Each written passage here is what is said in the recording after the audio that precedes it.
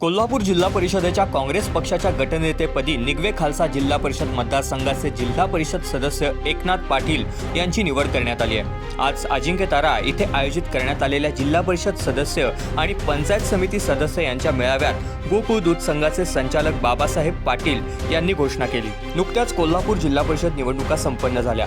या निवडणुकीत काँग्रेस पक्षाला 15 जिल्हा परिषद जागांवर विजय मिळाला आहे। यावेळी काँग्रेस पक्षाला जिल्हा परिषदेच्या सभागृहात विरोधात बसावे लागणार आहे। यासाठी आज आमदार सतेज पाटील यांच्या अनुपस्थितीत अजिंक्यतारा येथे सर्व काँग्रेस पक्षाचे विजयी जिल्हा परिषद आणि पंचायत समिती सदस्यांच्या उपस्थितीत जिल्हा परिषदेचा गटनेता निवडण्यासाठी एक सभा आयोजित करण्यात आली होती।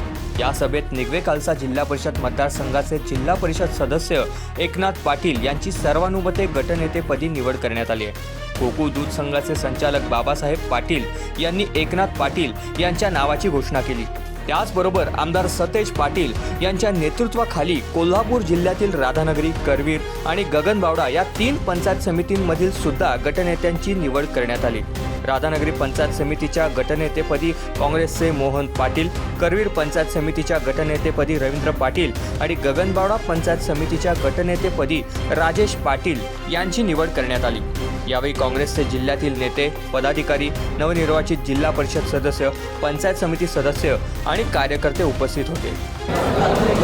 आज आदरणीय आमचे नेते सतेज उर्फ बंटी पाटील साहेब यांच्या वतीनं काँग्रेस पक्षातर्फे जिल्हा परिषदेच्या सर्व संचालक जिल्हा परिषदेच्या नवनिर्वाचित सदस्य व पंचायत समिती सदस्य यांची जी आज बैठक बोलली, या बैठकीमध्ये आदरणीय बंटी पाटील साहेबांच्या आदेशानं एकनाथ महादेव पाटील यांची काँग्रेसच्या गटनेतेपदी निवड केलेली आहे व पंचायत समिती राधानगरीच्या वतीनं मोहन पाटील यांची निवड केलेली आहे व करवीर पंचायत समितीच्या गटनेतेपदी रवींद्र पाटील यांची निवड केलेली आहे व गगनबावडा पंचायत समिती राजेश पाटील यांची निवड केलेली आहे।